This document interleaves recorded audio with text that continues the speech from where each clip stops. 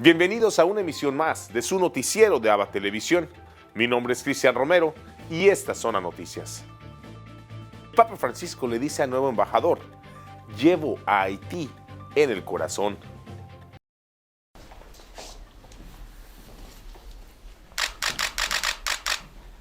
El Papa Francisco recibió las cartas credenciales de Jean-Luc Picot como nuevo embajador de Haití ante la Santa Sede. El nuevo representante diplomático es católico, tiene una amplia carrera educativa y está especializado en derechos interculturales. También estuvieron presentes trabajadores de la sede diplomática, quienes le pidieron al Papa bendecir estos objetos religiosos. Francisco le regaló al embajador los principales textos de su pontificado, mientras que a la comitiva le entregó rosarios y la medalla conmemorativa de su 8º aniversario de pontificado.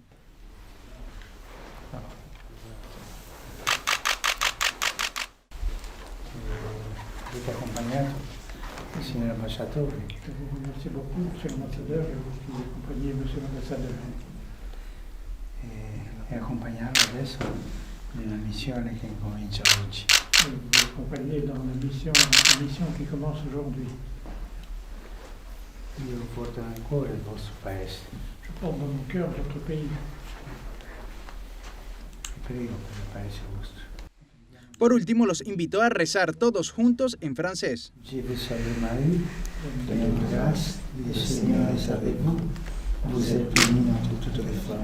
Al final de la audiencia, el nuevo embajador y Francisco se reunieron en privado para conversar temas de interés común, en especial sobre la actual situación de Haití, país con el que la Santa Sede mantiene relaciones diplomáticas desde 1881.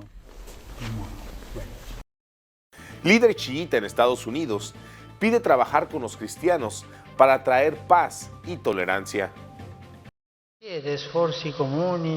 El impacto del viaje del Papa Francisco a Irak sigue provocando buenas reacciones en todo el mundo musulmán.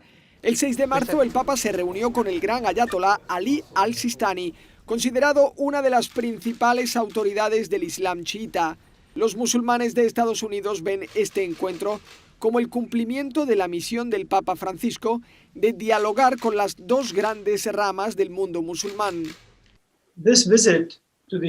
Pienso que su visita a la autoridad religiosa chiita completa las iniciativas y la labor de fraternidad de su santidad, que así alcanza ambas ramas, sunitas y chiitas. Los musulmanes ven que completa este objetivo.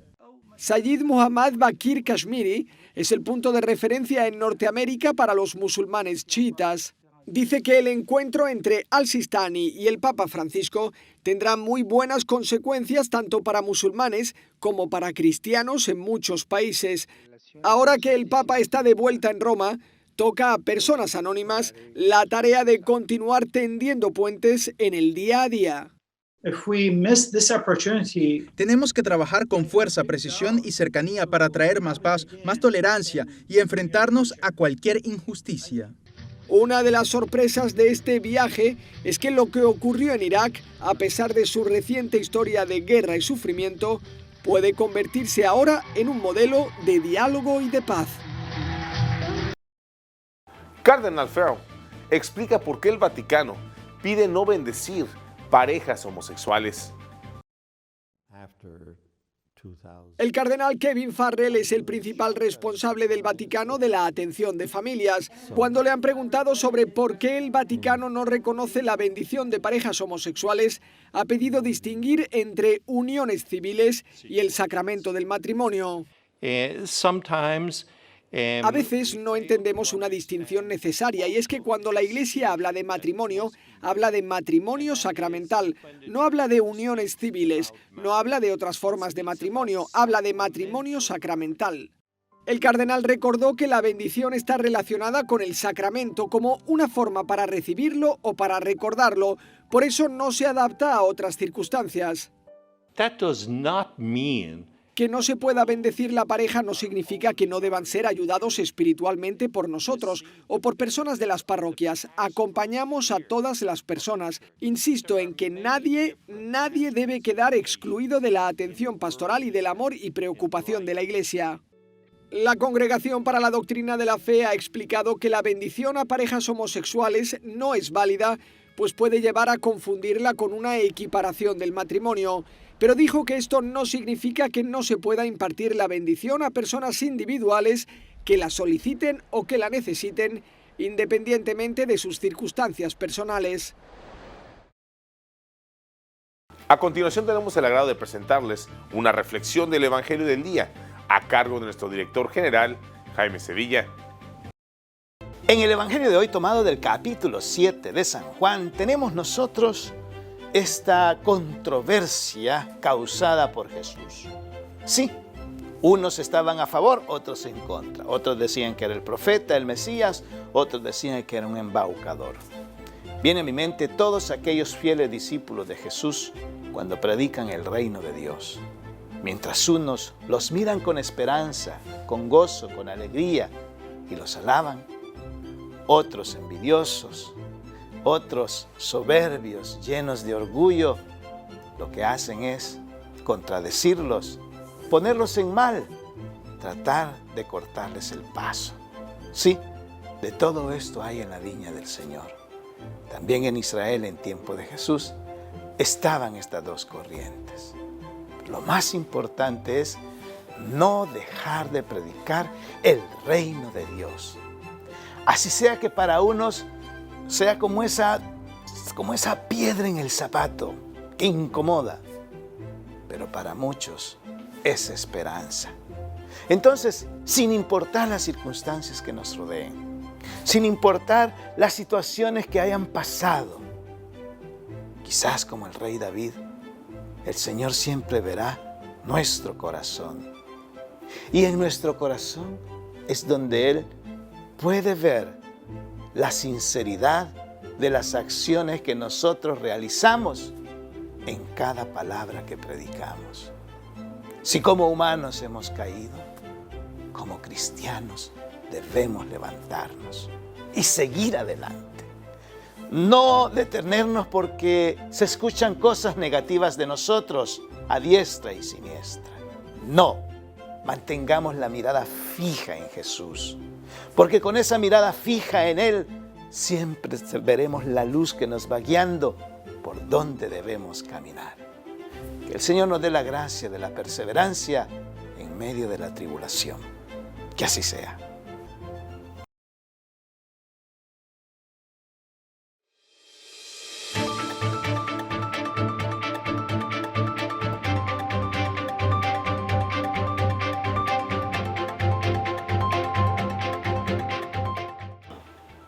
El Vaticano quiere que el año de la familia ayude a mejorar los modos de los padres y de las madres. Esta semana arranca el año especial dedicado a la familia, convocado por el Papa para conmemorar los 5 años de su documento Amoris Laetitia. Si apre domani l'anno. Comienza mañana el año especial sobre la familia, llamado Año de la Familia Amoris Laetitia. Los dos principales responsables de organizar este año especial, el cardenal Kevin Farrell y la número 3 del Dicasterio de la Familia, Gabriella Gambino, explicaron sus puntos fundamentales. Este año es una oportunidad para la Iglesia para acercarse a las familias, para que no se sientan solas ante las dificultades, para caminar con ellas, escucharlas y emprender iniciativas pastorales que les ayuden a cultivar su amor cotidiano. Non più una pastorale dei falli. No se trata de hacer una pastoral para ayudar ante los fracasos, como dice el Papa en Amoris Laetitia, sino una pastoral que muestre la belleza del sacramento del matrimonio y de las familias cristianas, que haga perceptible esta belleza a los ojos de niños y jóvenes para que se sientan atraídos por el don del matrimonio. Los organizadores publicarán a lo largo del año en esta web especial en 5 idiomas propuestas para apasionar a jóvenes con la idea de construir una familia o sobre cómo abordar situaciones difíciles, desde la educación de los hijos, el cuidado de los abuelos o las discusiones en casa. El Vaticano pidió a las parroquias y a los movimientos que hagan un esfuerzo para ayudar a las familias allí donde lo necesiten. Por ejemplo, se adaptan nuestras costumbres, estilos, horarios, lenguaje y estructuras eclesiales a la vida concreta de las familias. tenemos que reconocer que muchas estructuras eclesiásticas, tal vez sin ser plenamente conscientes, están más bien orientadas a personas mayores o a solteros. El primer gran evento de este año es un congreso académico sobre la exhortación Amoris Laetitia. El segundo, un fórum mundial en junio que reunirá virtualmente a responsables de conferencias episcopales sobre pastoral familiar. A lo largo de estos meses se preparará el evento más importante, un encuentro mundial de familias en Roma, previsto para junio de 2022. Estas son las noticias más importantes de los Estados Unidos, traídas gracias a la cortesía de La Voz de América. La Cámara de Representantes de Estados Unidos aprobó el jueves 2 proyectos de ley de inmigración que proporcionarían un camino a la ciudadanía para millones de personas que viven irregularmente en Estados Unidos, una cuestión prioritaria para el gobierno del demócrata presidente Joe Biden. La votación ha llegado justo cuando el país enfrenta el mayor aumento de inmigrantes que continúan llegando por la frontera sur de Estados Unidos.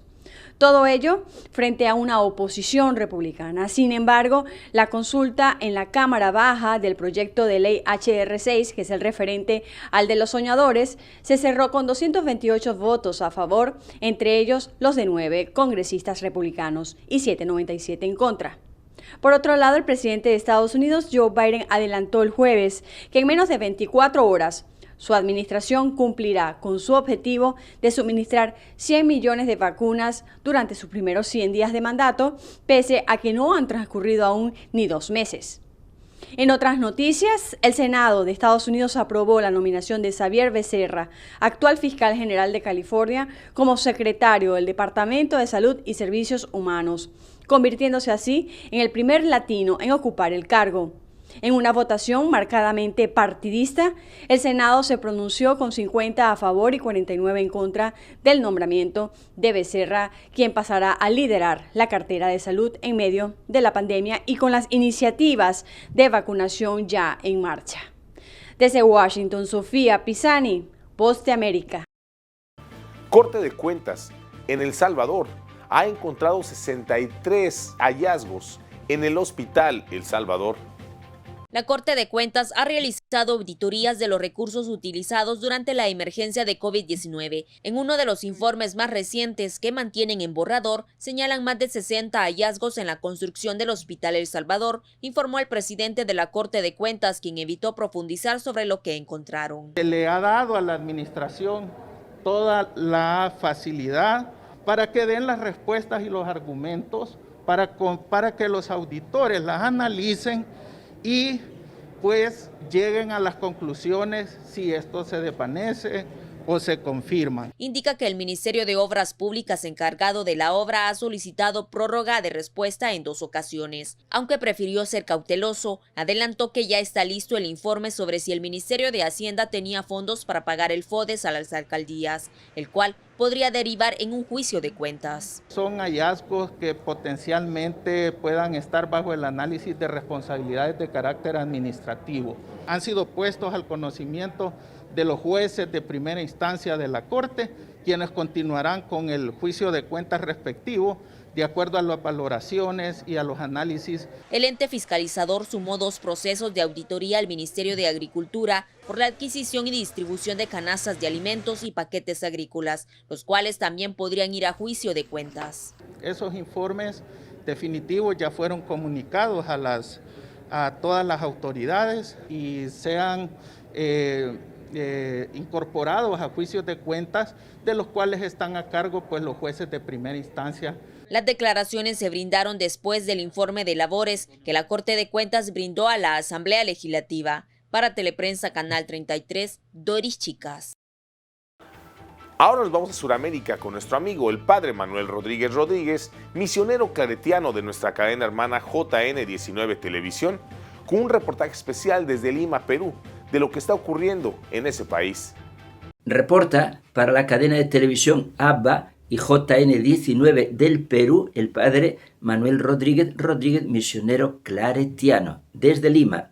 Una muy buena noticia: el Comité de Transportes del Perú ha llegado a un acuerdo con el gobierno y de esta manera se acabaron ya los bloqueos, las inseguridades y la movilidad está abierta y pacífica por todo el Perú. Una muy buena noticia que han llegado a este acuerdo porque nos tenía todos preocupados y angustiados. El viernes partía de este mundo el padre y obispo Monseñor Luis Bambarén Castelumendi, obispo que fue de Chimbote, donde él determinó que lo enterrasen junto a los mártires que murieron víctimas del terrorismo.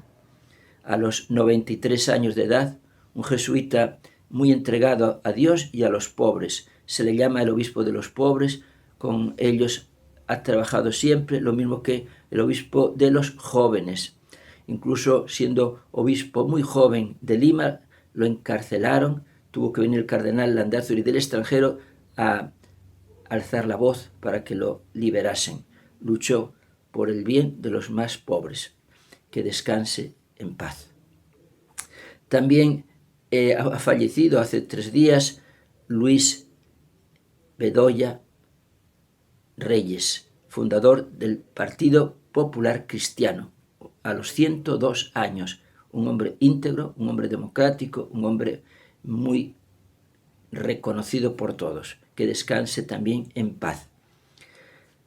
El obispo de Arequipa, Monseñor Javier del Río Alba, está trabajando pastoralmente con mucha fuerza. Ha tenido una reunión con los sacerdotes jóvenes que se ordenaron entre el año 2010 y 2020 para la formación permanente. Ha tenido también una reunión con el Comité Provida, porque está preocupado, como todos, que este Parlamento quiere a marchas forzadas ya legalizar el aborto. Un crimen terrible, que una madre mate a su propio hijo, algo que no se puede admitir de ninguna manera.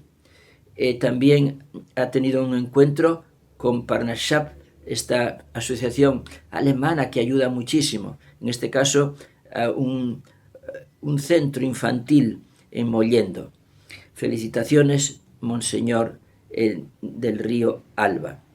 Quedan 22 días para las elecciones y los candidatos por las redes sociales están dando sus programas. Algunos son programas que son antivida y antimatrimonio. Ojalá que cambien de idea y se acomoden a lo que Dios pide en la naturaleza misma de las cosas. El 76% de los alumnos ya han iniciado el año escolar. Es una buena noticia. Todavía queda un porcentaje por integrarse. Ojalá pronto lo hagan. Las vacunas también van avanzando poco a poco. Reportó desde Lima el padre Manuel Rodríguez, misionero claretiano.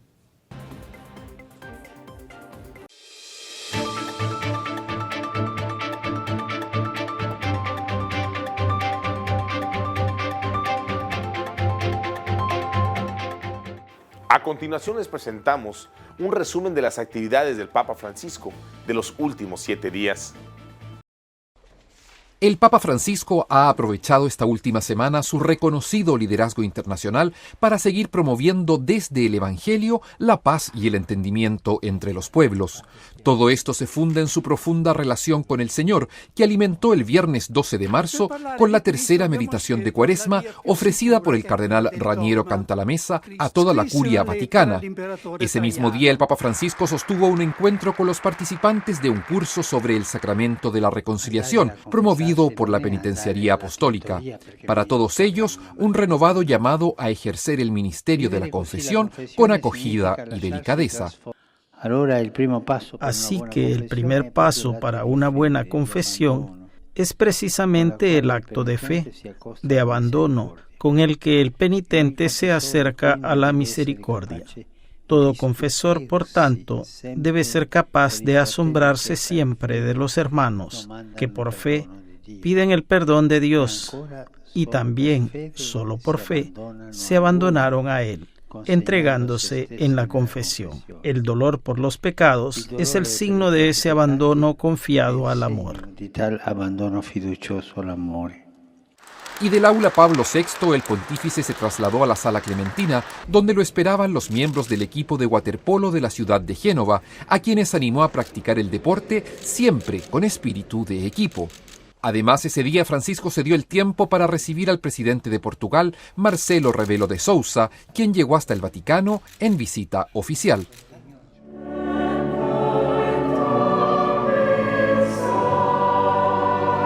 El cuarto domingo de Cuaresma, Francisco lo celebró con una misa dedicada especialmente a conmemorar los 500 años de la llegada del cristianismo a Filipinas. Es el tercer país con más presencia de católicos en el mundo.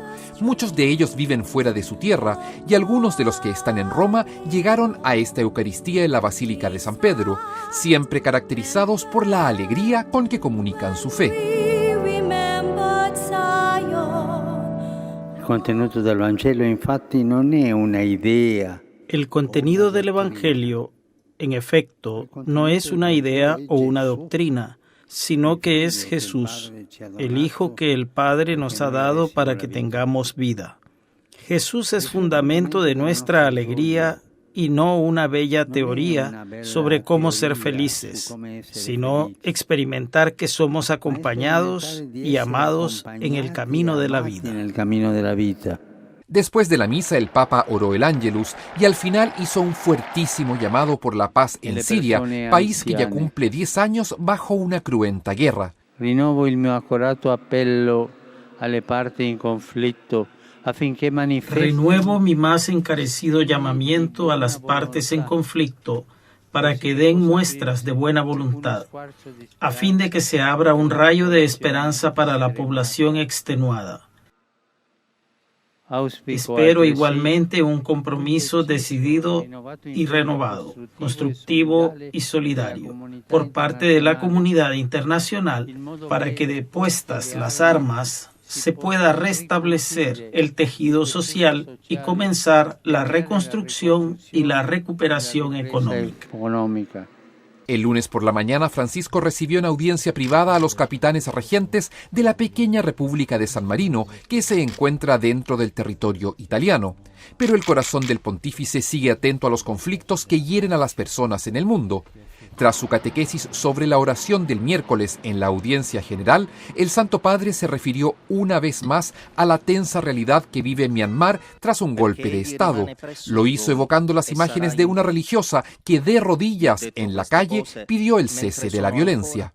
Ancora una volta e con tanta tristezza. Nuevamente y con gran tristeza, siento la urgencia de evocar la dramática situación de Myanmar, donde tantas personas, especialmente jóvenes, están perdiendo la vida para ofrecer esperanza a su país. Yo también me arrodillo en las calles de Myanmar y digo, que cese la violencia. Yo también extiendo mis brazos y digo, que prevalezca el diálogo. El derramamiento de sangre no resuelve nada. Que prevalezca el diálogo. Stendo le mie braccia e dico, prevalga el diálogo. Francisco también manifestó su preocupación por la difícil situación social que la pandemia ha desencadenado en Paraguay. Que la violencia siempre es autodestructiva. Con ella no se gana nada, sino que se pierde mucho y a veces todo. Pater noster, qui es in cielo. Siria, Myanmar, Paraguay y tantos otros países del mundo encuentran un lugar en las oraciones del Santo Padre, quien sigue señalando la fraternidad humana como el verdadero camino para la reconciliación y la paz. Hoy, 19 de marzo, en el Santoral de la Iglesia, celebramos el Día de San José. Conozcamos la historia. Cuando el ángel terminó de decirle que huyera a Egipto con su familia, porque Herodes buscaba al niño para matarlo, José, sin pensarlo dos veces, tomó al infante y a su mujer y salió con ellos al amparo de la noche, llevando como único equipaje su fe y su ilimitada confianza en Dios, pues no de otra manera podría entenderse que un hombre sensato y cuerdo como él fuera capaz de exponer a su familia a la tenebrosa aventura de atravesar el desierto sin los medios y la protección suficientes. Pero a José le bastaba la promesa hecha por el ángel de que nada les faltaría, ni ocurriría. Pues fue ese mismo ángel el que en el momento más angustioso de su vida, cuando se debatía entre abandonar a María o aceptarla como esposa, a sabiendas de que el hijo que llevaba en sus entrañas no era suyo, se le apareció en sueños, lo calmó y le aseguró que esa criatura había sido concebida por el Espíritu Santo y por lo tanto no debía dudar de la pureza y fidelidad de María y aceptarla como un tesoro inestimable que el Padre le encomendaba para su custodia. Y ese mismo ángel volvió a visitarlo años después para decirle que Herodes estaba muerto y los acompañó de regreso a casa. Pero es que San José, varón probo y prudente, descendiente de David, siempre estaba dispuesto a cumplir la voluntad divina. Por eso, al saber que su papel era determinante en la misión que su hijo Jesús debía cumplir para redimir al mundo, no se arredró ante la responsabilidad y por el contrario la asumió con la discreción y la alegría propia de los justos. Le enseñó un oficio y lo formó de acuerdo con los preceptos religiosos, morales y sociales imperantes en la sociedad israelita, pero eso sí, se mantuvo a la sombra del infante, excepto cuando su integridad corrió peligro, la vez que Jesús a los 12 años se perdió y entonces, revestido de coraje, recorrió con María a toda Jerusalén durante 3 días, hasta encontrarlo en el templo, disertando sobre las Escrituras con los más encopetados rabinos que lo escuchaban asombrados. Y aunque el niño protestó tímidamente por su irrupción, impuso su autoridad paterna y se lo llevó a casa sin dilación. Desde ese momento desapareció de la escena y siguió realizando su labor educativa y paternal de manera sigilosa y amorosa. Ese silencio suyo es sin duda el más sonoro de la historia, pues sin pronunciar una sola palabra de él no se encuentra ninguna en las Escrituras. Su labor fue tan resonante que podía percibirse en cada paso que dio Jesús en su vida pública. Porque si bien es cierto que era el Hijo de Dios, fue San José, su Padre terrenal, el canal que utilizó el Padre Celestial para forjarle su naturaleza humana en consonancia con la tradición hebraica.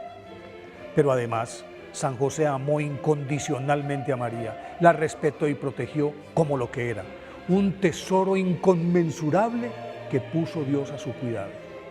Por eso, hoy, 19 de marzo, declarado día de su festividad por Pío IX en 1847, y luego proclamado además santo patrono universal de la Iglesia por León XIII en 1870, debemos pedirle a San José que nos enseñe a conservar a la familia en el temor de Dios y a fortificarla con amor como núcleo básico de la sociedad.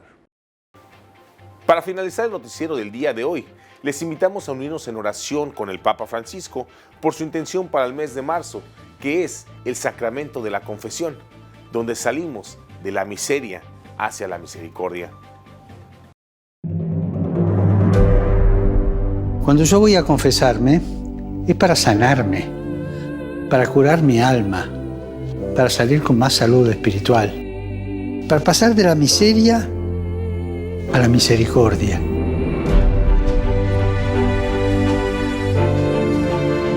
El centro de la confesión no son los pecados que decimos, sino el amor divino que recibimos y que siempre necesitamos.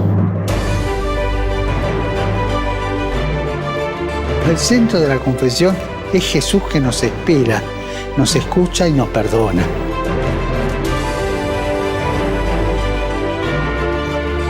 Recuerden esto, en el corazón de Dios estamos nosotros antes que nuestras equivocaciones. Y recemos para que vivamos el sacramento de la reconciliación con renovada profundidad y para saborear el perdón y la infinita misericordia de Dios. Y recemos para que Dios dé a su iglesia sacerdotes misericordiosos y no torturadores.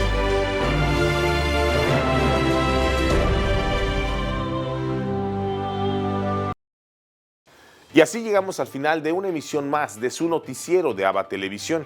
Muchas gracias por su preferencia y continúen con nuestra programación. Les invitamos a sintonizarnos todos los días en vivo las 24 horas por www.abatvn.com, por Canal 75 de Guatemala por Multivisión, en nuestras plataformas digitales de Roku TV y Amazon Fire, así con nuestras cadenas hermanas y como siempre en nuestras redes sociales. Ahí nos vemos y que Dios les siga bendiciendo.